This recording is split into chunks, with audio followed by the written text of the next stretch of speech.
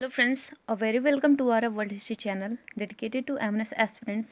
Now today in this video I am going to provide you MCQs question based on chapter Cell the Unit of Life. So let's get started. Question number first. Robert Hooke discovered the dash of a cell. So option are cell membrane, B nucleus, C cell wall या फिर D cytoplasm. So correct answer that is cell wall. Robert Hooke ने discover किया था cell wall. So C option correct. And cell membrane इसकी बात करें तो स्वान ने इसको डिस्कवर किया था 1838 में. ओके. एंड न्यूक्लियस की बात करें तो इसे रॉबर्ट ब्राउन ने किया था डिस्कवर्ड. एंड साइटोप्लाज्म जो है इसे स्ट्रेस वर्गर ने किया था 1882 में डिस्कवर्ड किया था. Okay. Now next question. Question number second. Cell theory was given by, so option are Antoine Leeuwenhoek, B Sladen and Swan, C Robert Brown and Rudolf Virchow या फिर D Robert Hooke. So correct answer option B Sladen and Swan. और एंटोवान लिवनहॉक ने इन्होंने living cell के बारे में बताया था. लिविंग सेल के बारे में एंटोवान और लिवनहॉक ने बताया था. और रॉबर्ट ब्राउन एंड जो ये रुडोल्फ विर्चाउ हैं इन्होंने मॉडर्न सेल थियरी के बारे में बताया था. और जो रॉबर्ट हुक हैं इन्होंने डेड सेल के बारे में बताया है. Dead cell. Okay clear. Cell theory was given by Schleiden and Schwann. और जो मॉडर्न सेल थियरी है वो रुडोल्फ विर्चाउ ने दिया था. रॉबर्ट हुक ने डेड सेल के बारे में बताया था और एंटोवान लिवनहॉक ने लिविंग सेल के बारे में बताया. Clear. Now next question. Question number third. The statement omnia cellula is cellula, which means all cells arise from pre-existing cell was given by. किसने दिया था सबसे पहले आपको ये बताना है. और कमेंट बॉक्स में ये बताइए कि इस थियरी को किस नाम से जानते हैं. So option are Rudolf Virchow, B Robert Brown, C Schleiden या फिर D Antoine. So correct answer option A Rudolf Virchow. Okay. Now next question. Question number 4. A cell wall without a cell wall is termed as. एक cell है without a cell wall. आपसे पूछा है एक cell है without a cell wall is a termed as. So इसका correct answer है that is protoplast. So option D is correct. And जो टोनोप्लास्ट है जो वैक्यूल की प्लाज्मा मेम्ब्रेन है उसे क्या बोलते हैं. Tonoplast. Clear. Now next question. Question number 5. Which of the following are the type of plant hormone? So option are gibberellin, B auxins, C cytokinin या फिर D all of these. तो अभी हमने पढ़ा था कि जो ऑक्सीजन है ये ग्रो करने के काम आता है. ऑक्सीजन ग्रो करने के काम आता है. एंड जो ये साइटोकाइनिन्स है ये क्या करता है. ये क्लोरोप्लास्ट को मैच्योर करता है. एंड जर्मिनेशन मतलब अंकुरित मतलब बढ़ाना जो बीज को जो बढ़ता है ना तो इसी की वजह से बढ़ता है. एंड ये जो जिब्रेलिन है ये क्या करता है. ये पत्तियों को ग्रो करता है. क्लियर. लीफ को ग्रो करता है. Okay. So option D is correct all of these. Plant hormone ये तीनों हैं. Okay. Now next question. Question number 6. Which of the following cell organelles is non-membrane, bound and found in both prokaryotes and eukaryotes? Answer बताइए. Non membrane bound and found in both prokaryotes and eukaryotes. दोनों में कौन मिलेगा. So option are A lysosome, B centriole, C ribosome या फिर D mitochondria. So correct option C ribosome. Ribosome दोनों में है. प्रोकैरियोट्स में भी एंड यूकैरियोट्स में भी है. और इसके पास मेम्ब्रेन नहीं होता है. Okay clear. Now next question. Question number 7. Which of the following structure is present only in prokaryotic cell. इनमें से कौन सा स्ट्रक्चर केवल प्रोकैरियोटिक सेल में प्रेजेंट होता है. सो correct option. So option are A nucleus, B mitochondria, C ribosome या फिर D plasmid. So correct answer option D plasmid. इसे एक्स्ट्रा क्रोमोसोमल भी बोलते हैं। Okay, now next question. Question number 8, the smallest cell of 0.3 micrometer in length is. So option are cyanobacteria, B ostrich egg, या फिर C bacteria, या फिर D mycoplasma. So correct answer option D mycoplasma. इसकी length, ये सबसे smallest length है इसकी 0.3 micrometer. और ये जो बैक्टीरिया है इसकी लेंथ है 3 to 5 माइक्रोमीटर इसकी लेंथ है। और ऑस्ट्रिच एग, ये तो आपको पता ही होगा, ये लार्जेस्ट सिंगल सेल है। Clear? So now next question number 9, the genomic DNA of a bacteria is. So answer बताइए जल्दी से। Option are circular, B linear, C segmented, या फिर D rod shaped. So correct answer इसका है option a circular. Circular होता है ना, सर्कुलर के साथ इनकी जो इंड्स होती है कैसी होती है, क्लोज इंड्स होती है। Okay, so next question. Question number 10, which of the following component provides sticky character to the bacterial cell. So sticky character कौन देता है? ऑप्शन आर ए ग्लाइकोकैलिक्स देता है, या फिर बी सेल वॉल, सी न्यूक्लियर मेम्ब्रेन, या फिर डी प्लाज्मा मेम्ब्रेन। सो correct option option ए glycocalyx. Okay, आपको आप इसे जानते ही होंगे, जो ये होता है ये आउटर मोस्ट कवरिंग होती है और पॉलीसेकेराइड्स की बनी होती है। Okay, now next question. Question number 11, the subunits of ribosomes of a prokaryotic cell are. क्या होगा आंसर? Option are 50s and 30s। So इसका करेक्ट आंसर जो है वो सी है, 50s and 30s। Okay, option C is correct. Now next question. Question number 12, the genetic material of a prokaryotic cell is known as. So option are nucleoid, B mesosome, C nucleus, या फिर D centrosome. So correct answer of the question that is nucleoid. Okay, option A is correct. Now next question number 13, which of the following cell organelle is known as protein factory। Protein factory के नाम से कौन जाना जाता है? So option are lysosome, B ribosome, C mitochondria, या फिर D nucleus. So option B is correct, ribosome को ही प्रोटीन फैक्ट्री कहते हैं। Clear? So next question. Question number 14, which type of vacuoles provide buoyancy to bacteria. Bacteria को buoyancy कौन provide करता है? So option are sap vacuoles, B contractile vacuoles, C gas vacuoles, या फिर D food vacuoles. So correct answer option C gas vacuoles. Bacteria डूब न जाए, क्या बैक्टीरिया स्विम ब्लैडर पहन के उतरेगी क्या स्विमिंग पूल में?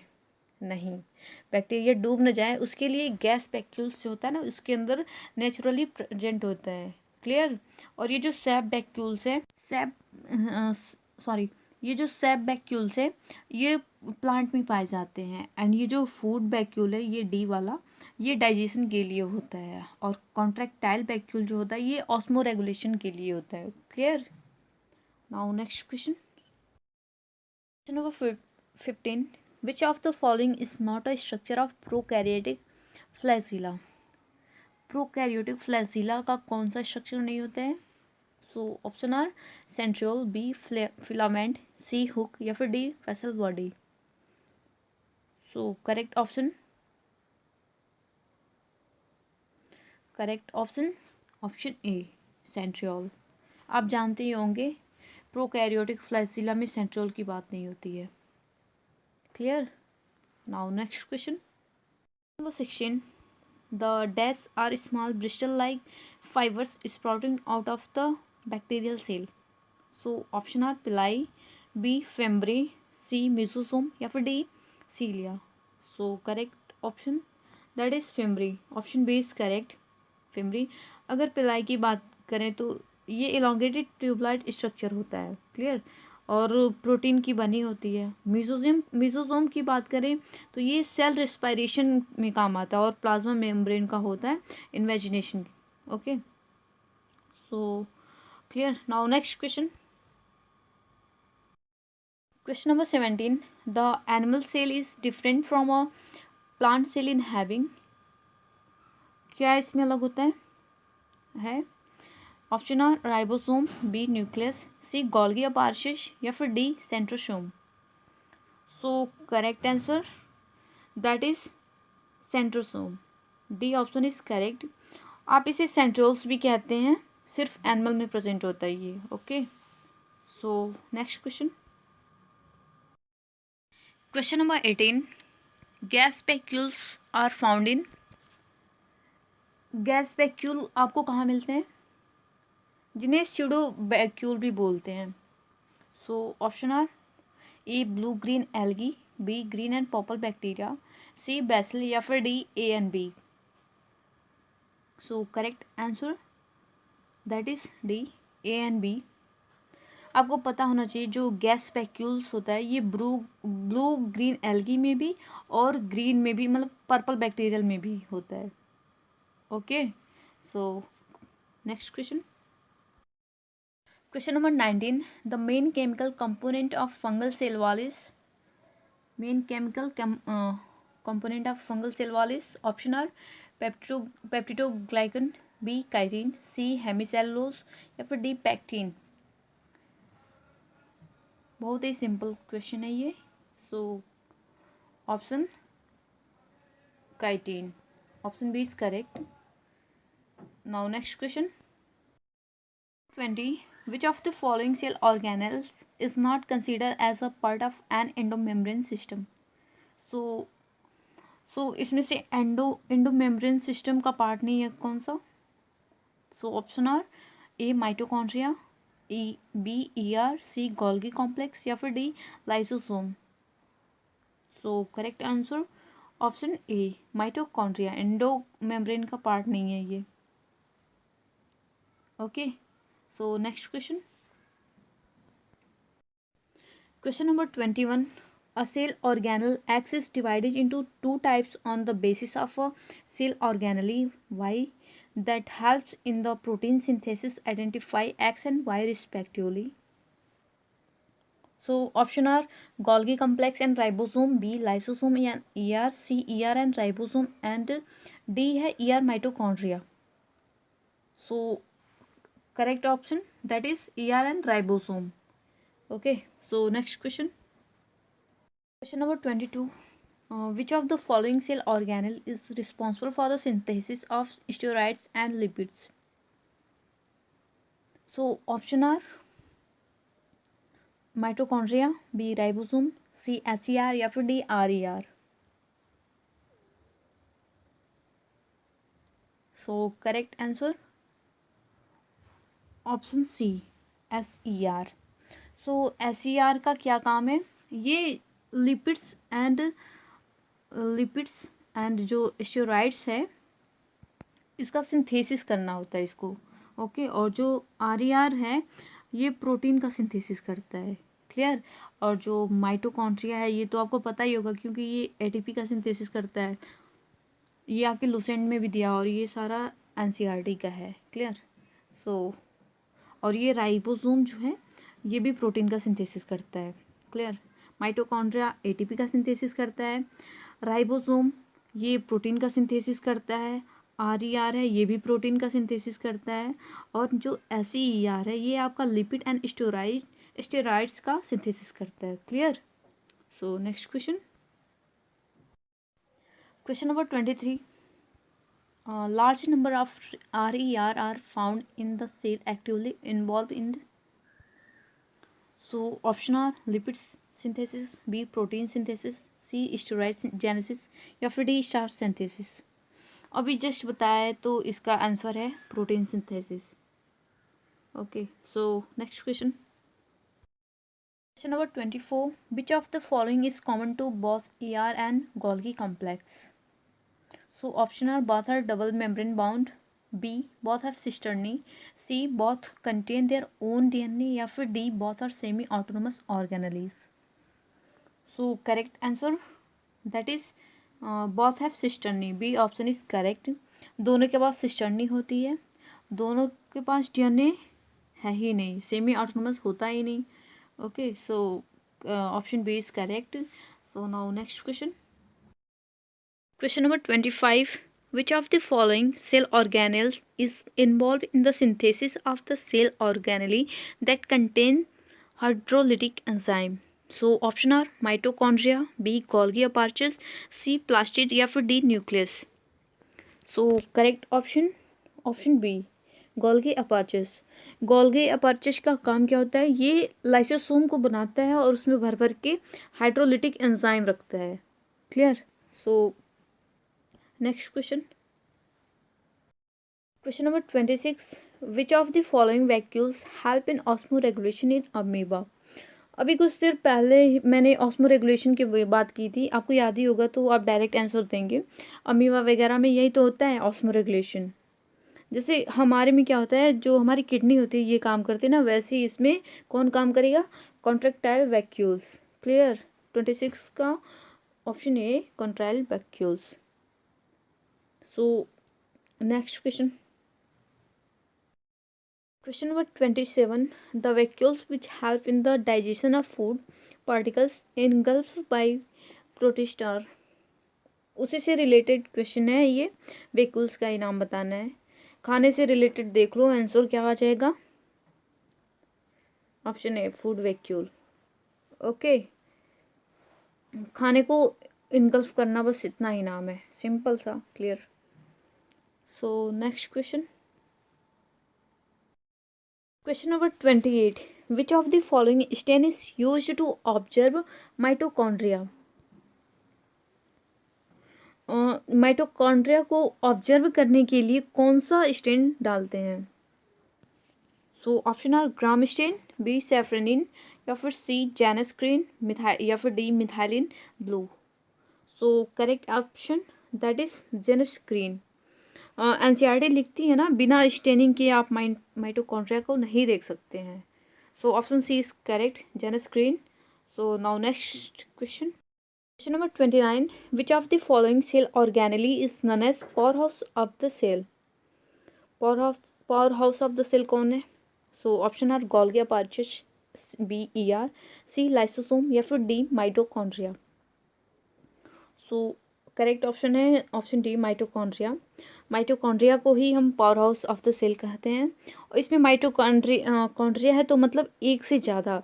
इफ़ माइटोकॉन्ड्रियन, ION अगर लास्ट में होता, यहाँ पे IAON होता, माइटोकॉन्ड्रियन होता, तो इसका मतलब एक ही होता. बट यहाँ पे माइटोकॉन्ड्रिया है तो एक से ज़्यादा. Clear? So next question. Question number 30. The inner membrane of mitochondria forms a number of infolding. Infolding को क्या बोलते हैं? जिसमें क्या भरा होता है? एंजाइम भरे होते हैं. Clear? So option are cisternae, B cristae, microtubules, D mesosomes. तो इनफोल्डिंग को बोलते हैं cristae. Option B is correct. याद रखिएगा, इनर मेम्ब्रेन का ही इनफोल्डिंग होता है, आउटर मेम्ब्रेन का इनफोल्डिंग नहीं होता है. क्लियर? आप जानते हैं माइक्रोट्यूबुल्स क्या होता है? क्या करेगा ये? साइटोस्केलेटन का फॉर्मेशन करता है. Clear? So next question. Question number 31. The type of ribosomes found inside the mitochondria. एक तो साइटोप्लाज्मिक राइबोसोम होता है और दूसरा होता है ऑर्गेनेलो राइबोसोम होता है. क्लियर? इसका आंसर सी है, 70 यस है. कोई भी ऑर्गेनेलो माइटोकॉन्ड्रिया हो, क्लोरोप्लास्ट हो, आपका आंसर जो होगा वो सेम जाना चाहिए. क्लियर? तो जितने भी ऑर्गेनेलो होते हैं ये 70 यस होते हैं. क्लियर? और जो साइटोप्लाज्म होते हैं ये 80+ होते हैं. Clear?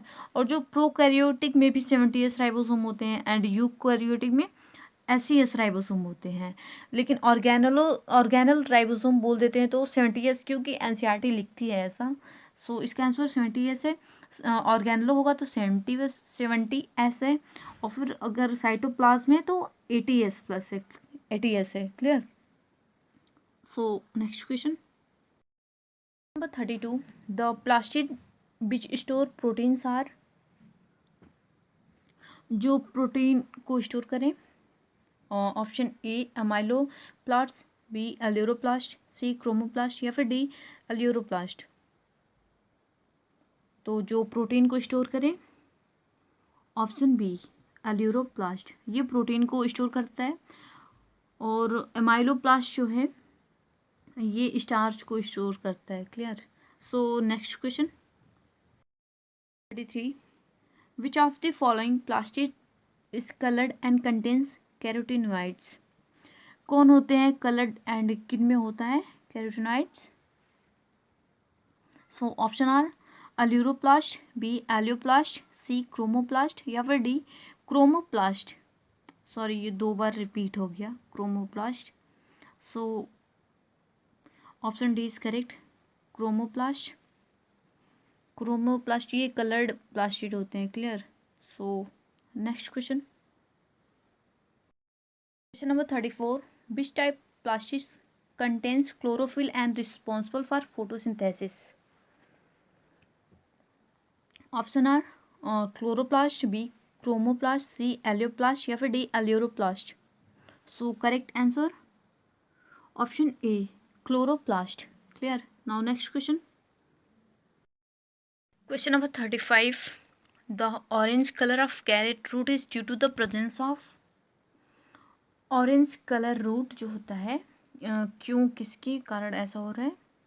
So option are aleuroplast, B elaioplast, C chromoplast या फिर D amyloplast. So correct answer that is chromoplast. Clear. Now next question 36, thylakoids are present in. Option are mitochondria, vacuoles, ribosome या फिर chloroplast. So correct answer option D chloroplast. Chloroplast thylakoid present होता है chloroplast.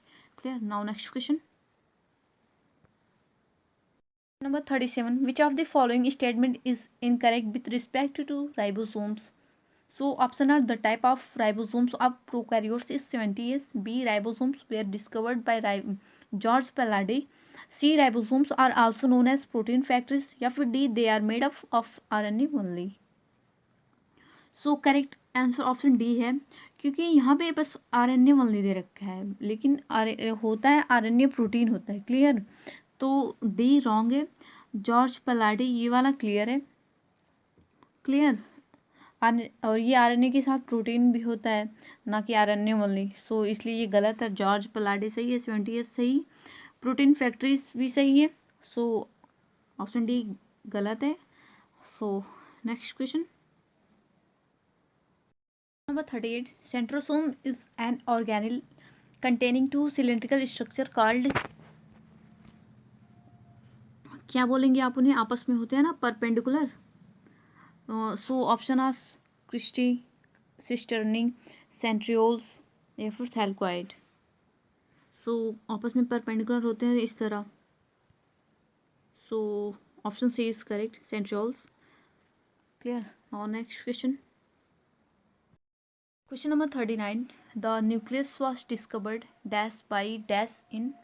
So option are Robert Brown 1831, B Robert Hooks 1931, C Anton Leeuwenhoek 1906 या फिर D Schleiden 1831। So correct answer option A Robert Brown. Nucleus was discovered Robert Brown and 1831। Clear. So next question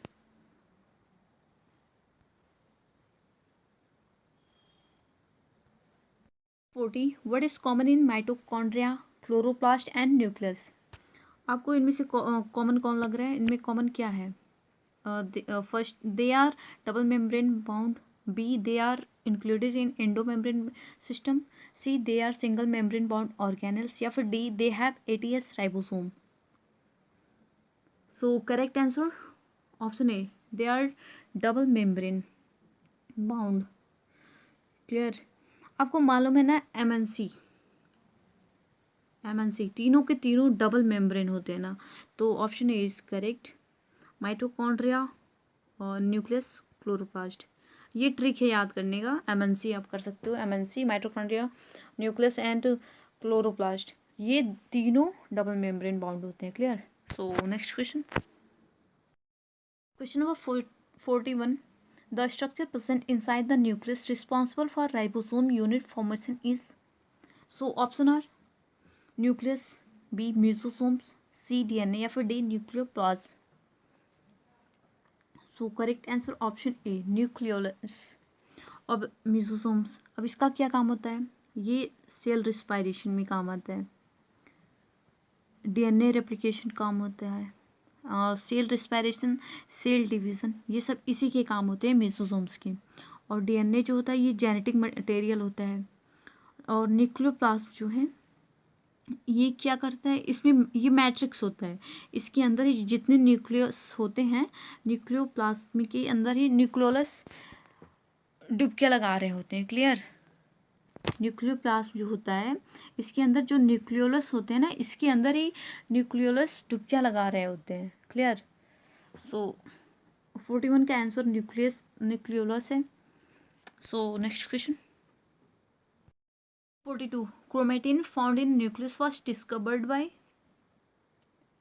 so correct answer option B Fleming. Chromatin found in nucleus discovered Fleming. So clear, B option correct है। And Schleiden ने जो इन्होंने cell theory दी थी, स्लाइडन ने, Robert brown ने इन्होंने nucleolus का discover किया था। Clear. So next question, question number 43, chromatin is essentially composed of option DNA only, B DNA and histone, C RNA only या फिर D RNA and ribosome। So correct answer option B DNA and histone। Clear। So next question, number 44, satellite chromosome have option are primary construction only, B secondary, C tertiary या फिर D both primary and secondary construction। आपको NCERT का ये structure याद आ गया होगा। यहाँ पे क्या होता है, यहाँ पे सेकेंडरी कॉन्स्ट्रक्शन होता है। क्लियर। और यहाँ पे होता है centromere primary construction. Clear. So answer इसका क्या होगा, satellite chromosomes have option D both primary and secondary construction. Clear.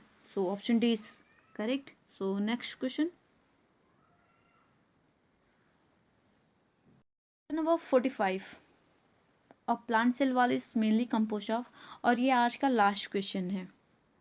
So now जो प्लांट सेल वाल हैं, बैक्टीरियल सेल वाल हैं, फंगी सेल वाल हैं, ये आपको लर्न होती हैं। ठीक है, मोस्टली क्वेश्चन आपके एमएनएस एग्जाम में पूछ लिए जाते हैं। सो इसका करेक्ट आंसर होगा क्या, that is cellulose. Clear. So option D is correct. और ये जो लाइसोसोम है ये सुसाइडल बैग है। So I hope you like this video guys. So thank you so much for watching my video. Bye.